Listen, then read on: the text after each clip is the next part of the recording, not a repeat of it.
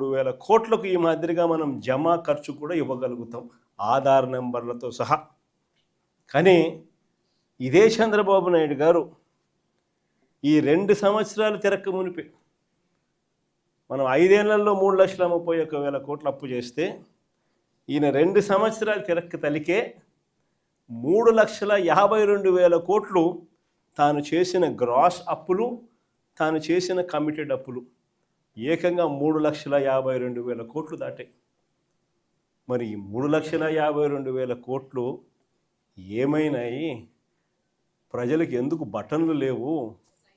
ప్రజల ఖాతాల్లోకి ఎందుకు రావడం లేదు? ఈ డబ్బంతా ఎక్కడికి పోతా ఉంది? ఎవరి జోబీల్లోకి ఈ డబ్బంతా పోతా ఉంది అన్నది ఈరోజు ప్రతి ఇంట్లో కూడా చర్చనీయాంశమే. ఆశ్చర్యం కలిగించే విషయాలు ఇవన్నీ. మన హయాంలో మనం ఎలా చేయగలిగాము?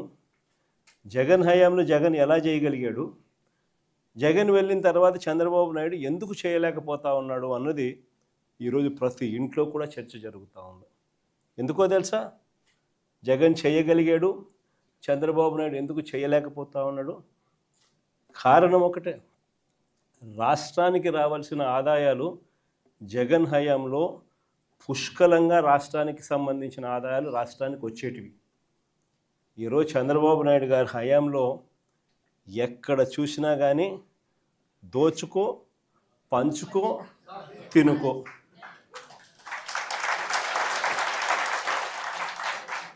రాష్ట్రానికి సంబంధించిన ఆదాయాలు రాష్ట్రానికి వచ్చే పరిస్థితే లేదు.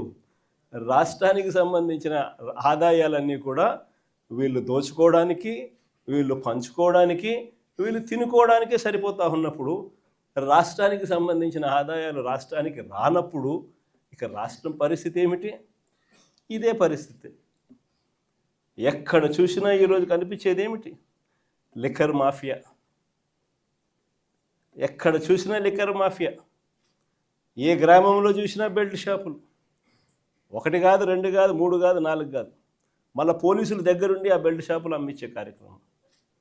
ఆ బెల్ట్ షాపులో ఎక్కడా కూడా ఎంఆర్పి రేటుకి అమ్మరు.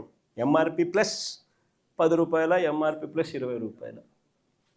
సో గవర్నమెంట్కి రావాల్సిన ఆదాయాలు గవర్నమెంట్కి రావడంలా ఇలా జోబీల్లోకి పోయే కార్యక్రమం. అక్కడి నుంచి మొదలు పెడితే ఇసుక, మట్టి, సిలికా, క్వాడ్సు, లాటరైటు, గ్రెనైటు, చివరికి చికెన్ అమ్మాలన్నా కూడా వీళ్ళకి రావాల్సింది వీళ్ళకి ఇస్తేనే చికెన్ అమ్ముతా ఉన్నారు మార్కెట్లో. అదర్వైజ్ చికెన్ కూడా అమ్మించడంలా చాలా నియోజకవర్గాలు ఆ స్థాయిలో దోచుకుంటా ఉన్నారు. అధిక ధరలకు పీపీఏలు, పవర్ పర్చేస్ అగ్రిమెంట్స్.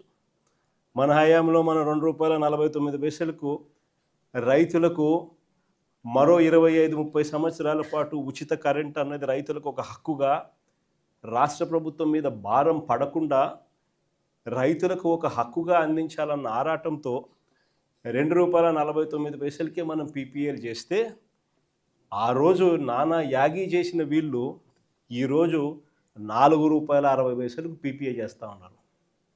₹4.60. ఏడ ₹2.49. ఎక్కడ ₹4.60. కళ్ళ ముందరే కనిపిస్తూ ఉన్నాయి. ప్రభుత్వ భూములు పప్పులు బెల్లాలకు అమ్మేస్తూ ఉన్నారు.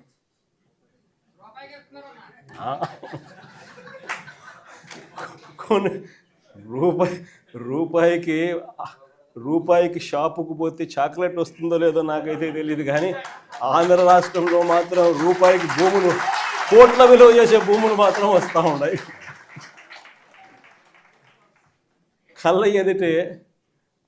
ఎదిటే రిషికొండకు ఆపోజిట్ 50 ఎకరాల భూమి, ప్రభుత్వ భూమి, తన సొంత బంధువుకు, విశాఖపట్నం ఎంపీకి 5,000 కోట్ల విలువ చేసే భూమిని శనిక్కాయలకు, బెల్లాలకి, అసలు అది కూడా ఊరికనే రెగ్యులరైజేషన్. ఆశ్చర్యం నాకైతే. అంత దారుణంగా రాష్ట్రానికి సంబంధించిన భూములు కాజేస్తూ ఉన్నారు. ఇక అమరావతి గురించి నేను చెప్పాల్సిన పనుల, అమరావతిలో ఏం జరుగుతూ ఉంది అన్నది, ఎంతటి దారుణమైన స్కాములు జరుగుతూ ఉన్నాయన్నది మనలో అందరికీ కూడా ఇప్పటికీ అర్థమైంది. స్క్వేర్ ఫీటు కట్టడానికి 5 స్టార్ ఫెసిలిటీస్తో హైదరాబాద్లో కానీ, చెన్నైలో కానీ, బెంగళూరులో కానీ ఎక్కడైనా కూడా కట్టడానికి అయ్యే ఖర్చు 4,500 దాటదు. ఇది 5 స్టార్ లాబీసు, ఇటాలియన్ మార్బులు ఈ స్థాయిలో కట్టే కార్యక్రమాలు చేసినా కూడా అమరావతిలో మాత్రం 12,000, 14,000 అడుగు ఖర్చు. రోడ్లు వేస్తూ ఉన్నారు, 6 లేన్ రోడ్లు. నేషనల్ హైవేలు టెండర్లు పిలిస్తే 20 కోట్లు వస్తూ ఉంది. ఇక్కడ మాత్రం 53 కోట్లు లేను.